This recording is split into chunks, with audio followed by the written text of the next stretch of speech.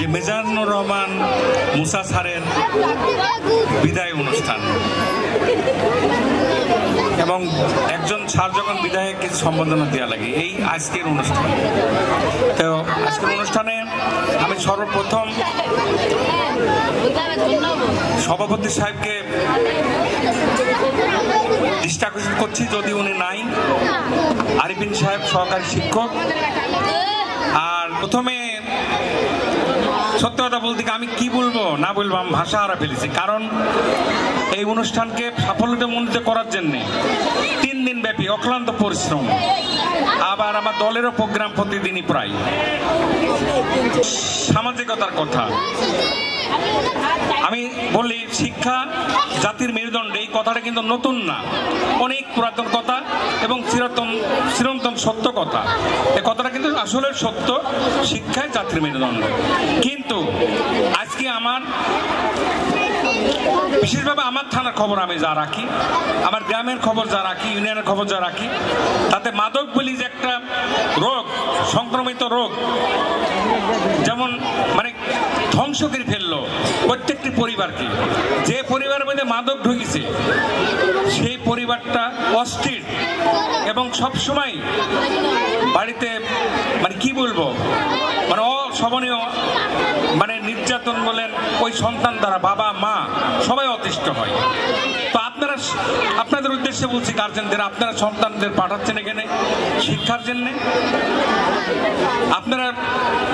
আপনাদের সাবধান করছি, সতর্ক করছি, দয়া করে আপনারা বাচ্চাদের দিকে নজর রাখবেন। এখন বাংলাদেশের মাটি এমনই অবস্থা, পাশে ভারত থেকে অনেক নেশাজাত দ্রব্য আসছে, যা প্রতিদিন নেশার সঙ্গে আরো আমাদের উত্তরোত্তর সন্তানরা ঝুঁকি পড়ছে এবং বৃদ্ধি হচ্ছে।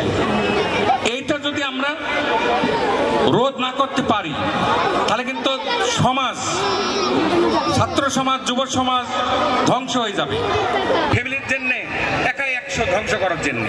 তো এই জন্য আপনাদের বলবো, আকুল আবেদন করব যে দয়া করে আপনার বাচ্চারা স্কুলে পাঠাচ্ছেন, পাশাপাশি খেয়াল রাখবেন কোনো মাদকাসক্তির সাথে, কোনো খারাপ বন্ধুর সাথে মিশছে কিনা, এটা খেয়াল রাখবেন।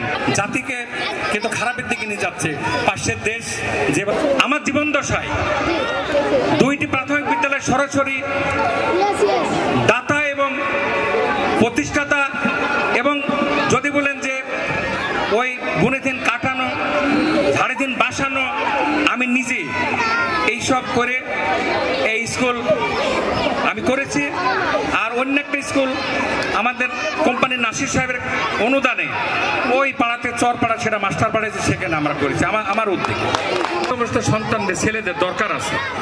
আসার পর থেকে অদ্যাবধি কিন্তু উনি এই স্কুলের মূল দায়িত্ব প্রধান শিক্ষক হিসাবে, কিংবা যে মানে দায়িত্ব যেটা পালন করা উচিত, মানে যেটুকু প্রয়োজনীয় দায়িত্ব, উনি কষ্ট, শ্রম, ঘাম দিয়ে কিন্তু আমার সঙ্গে ছিলেন এবং উনি এগুলো করেছেন।